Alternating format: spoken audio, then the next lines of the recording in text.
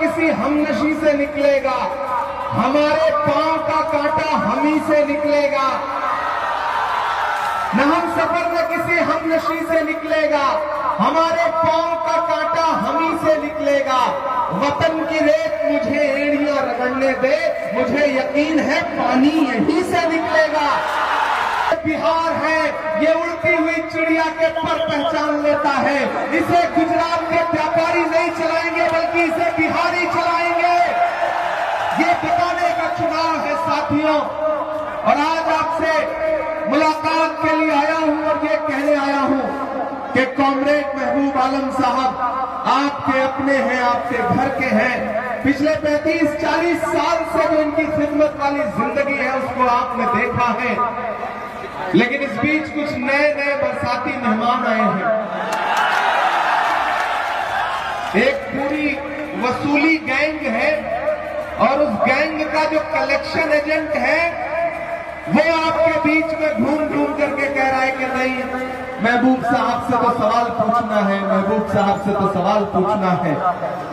तो आपके सीमांचल के लोगों, मैं आपकी गैरत को पुकार के कहता हूं कि आपके बुजुर्गों को इसी सीमांचल में गाली दी जा रही है। वो साहब आकर के हैदराबाद से तकरीर करते हुए कहते हैं कि जो हमारे मुकाबले खड़ा होगा वो फिरौन है, नमरूद है। मैं आपकी गैरत को पुकार के पूछता हूं कि अगर आप उनको वोट नहीं देंगे तो आप फिरौन हो गए, नमरूद हो गए। इससे बड़ी भी कोई गाली हो सकती है क्या? किसी ईमान वाले के लिए इससे बड़ी गाली नहीं हो सकती कि उसको फिरौन कहा जाए। अरे महबूब आलम, आपकी सियासत के खिलाफ खड़े हैं तो आप गरीब जनता के इस रहनुमा को फिरौन बताओगे? वोट देने वाले नौजवानों को फिरौन बताओगे, नमरूद बताओगे? ये नफरत की सियासत है, ये गालीबाजी है। और इस गालीबाजी का विरोध सीमांचल वालों आपको करना पड़ेगा। इससे पहले भी चुनाव होते रहे हैं, इससे पहले भी एक दूसरे के खिलाफ लोग चुनाव लड़ते रहे हैं, लेकिन क्या कभी फेसबुक पे इस तरह किसी को गाली देते हुए देखा है आपने? बताओ मुझे, देखा है आपने? जो उनके खिलाफ खड़ा है उसको कहेंगे कि दरी बिछा रहा है।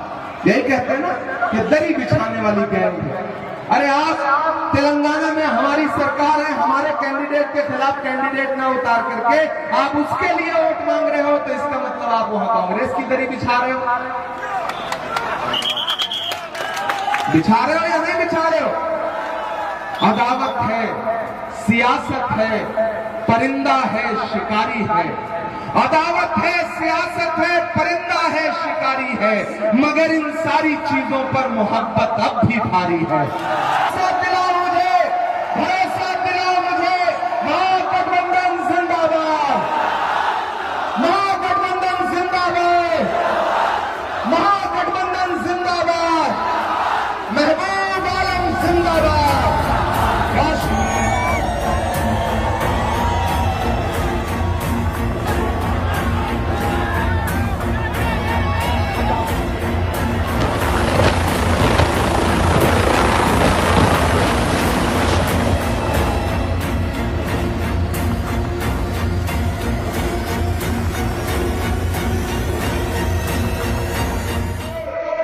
जमाने के काम आए, ये सायादार पेड़ जमाने के काम आए और सूखने लगे तो जलाने के काम आए।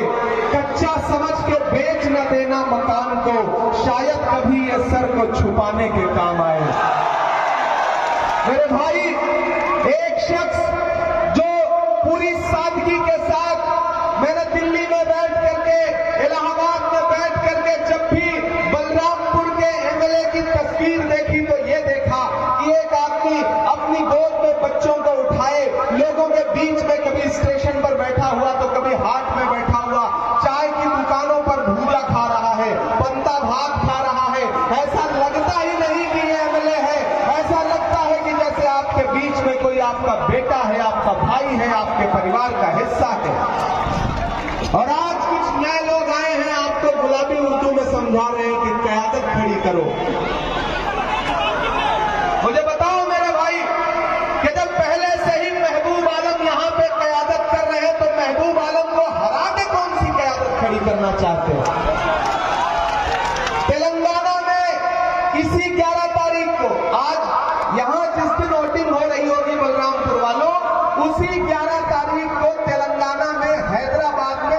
हिल्स एक कॉन्स्टिट्यूंसी है, उनके घर से 1 किलोमीटर दूर जुबली हिल्स, वहां 1,30,000 मुसलमान हैं उस कॉन्स्टिट्यूंसी में, लेकिन वहां क़यादत नहीं खड़ी कर रहे।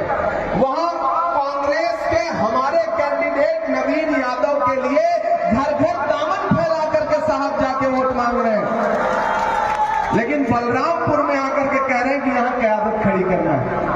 अपने घर पे क़यादत नहीं खड़ी करेंगे, यहां क़यादत खड़ी करना है। अरे मेरे भाई, इसी सीमांचल में आकर के जलील मस्तान को हराने की कोशिश करना, महबूब आलम को हराने की कोशिश करना, या फिर प्रोफेसर मुसफ्फिर आलम को हराने की कोशिश करना, और जब इस मकसद में कामयाब होते हुए न दिखना, तो आपके सीमांचल के लोगों, मैं आपकी गैरत को पुकार के कहता हूं कि आपके बुजुर्गों को इसी सीमांचल में गाली दी जा रही है। वो साहब आकर के हैदराबाद से तकरीर करते हुए कहते हैं कि जो हमारे मुकाबले खड़ा होगा वो फिरौन है, नमरूद है। मैं आपकी गैरत को पुकार के पूछता हूं कि अगर आप उनको वोट नहीं देंगे तो आप फिरौन हो गए, नमरूद हो गए। इससे बड़ी भी कोई गाली हो सकती है क्या? किसी ईमान वाले के लिए इससे बड़ी गाली नहीं हो सकती कि उसको फिरौन कहा जाए। अरे महबूब आलम, आपकी सियासत के खिलाफ खड़े हैं तो आप गरीब जनता के इस रहनुमा को फिरौन बताओगे? वोट देने वाले नौजवानों को फिरौन बताओगे, नमरूद बताओगे? ये नफरत की सियासत है, ये गालीबाजी है, और इस गालीबाजी का विरोध सीमांचल वालों आपको करना पड़ेगा। इससे पहले भी चुनाव होते रहे हैं, इससे पहले भी एक दूसरे के खिलाफ लोग चुनाव लड़ते रहे हैं, लेकिन क्या कभी फेसबुक पे इस तरह किसी को गाली देते हुए देखा है आपने? बताओ मुझे, देखा है आपने? जो उनके खिलाफ खड़ा है उसको कहेंगे कि दरी बिछा रहा है, यही कहते हैं ना कि दरी बिछाने वाली गैंग है।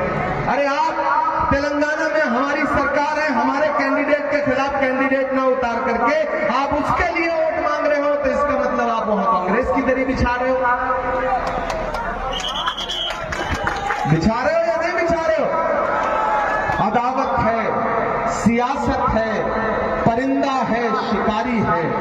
अदावत है, सियासत है, परिंदा है, शिकारी है, मगर इन सारी चीजों पर मोहब्बत अब भी भारी है। बलरामपुर वालों, महबूब आलम आपके बुजुर्ग हैं, आपके घर के बड़े हैं, अपने बड़ों को शर्मिंदा मत करो। अगर बाहर से आया हुआ कोई मेहमान तुम्हारे लीडरों पर तंज करे, तुम्हारे लीडरों को कभी जुबान में गुलाबी उर्दू में गाली देने की कोशिश करे, तो ऐसे रहनुमाओं से कह दो कि मेरे भाई, महबूब आलम वो है कि अगर हमारे घर में किसी को बुखार हुआ या हमारे घर में कोई बीमार हुआ तो हमने जब चाहा महबूब आलम को फोन लगा लिया। हमारे घर पे कोई परेशानी हुई तो अपने फटे चप्पल के साथ, फटे कुर्ते के साथ महबूब आलम हमारे सामने बैठा मिला। हो सकता है किसी बात पे अपनों से नाराजगी हो सकता है किसी बात पे गुस्सा हो, लेकिन मरहम की लालच में अपनी दुखती रग का पता दुश्मन को देना होशमंदी नहीं है, बेवकूफी है। याद रखना मेरी इस बात को नौजवान साथियों, ये तुम्हारी मोहब्बत का इम्तिहान भी है। वो आपको आकर के बताएंगे कि नहीं डिप्टी सीएम, तो मैं ऐलान कर रहा हूं, आप महबूब भाई को एमएलए बना करके भेजिए, क्या पता आने वाला है डिप्टी सीएम ही आपके सामने खड़ा हो, ऐसा भी तो हो सकता है। और मुझे इस बात के इम्कानात तो मिले हैं कि अगर सरकार बनती है, जिसकी पूरी उम्मीद है, मैं खगड़िया से लेकर के, बछवाड़ा से लेकर के, नालंदा से लेकर, बिहार शरीफ से लेकर के, ढाका से लेकर के, सिकटा से लेकर के, बेतिया से लेकर के, बरबीघा से लेकर, दीघा से लेकर, फुलवारी शरीफ से लेकर के, पूर्णिया से लेकर, किशनगंज से लेकर, बहादुरगंज से लेकर के, कस्बा से लेकर के बलरामपुर पहुंचा हूं, पूरे सूबे में प्रचार करता हुआ आया हूं, और पूरी जिम्मेदारी से आपको बता रहा हूं कि साथियों, आने वाली 14 तारीख को बिहार में महागठबंधन की सरकार बनने जा रही है, तेजस्वी यादव मुख्यमंत्री बनने जा रहे हैं। अब खुद अंदाजा लगा लो कि महबूब भाई जैसा कद, महबूब भाई जैसा एक्सपीरियंस, महबूब भाई जैसा किरदार है किसी नेता का? नहीं है ना, नहीं है ना। यहाँ जो हजारों हजार लोग हैं, महबूब भाई का कसूर सिर्फ इतना है कि ये फेसबुक पर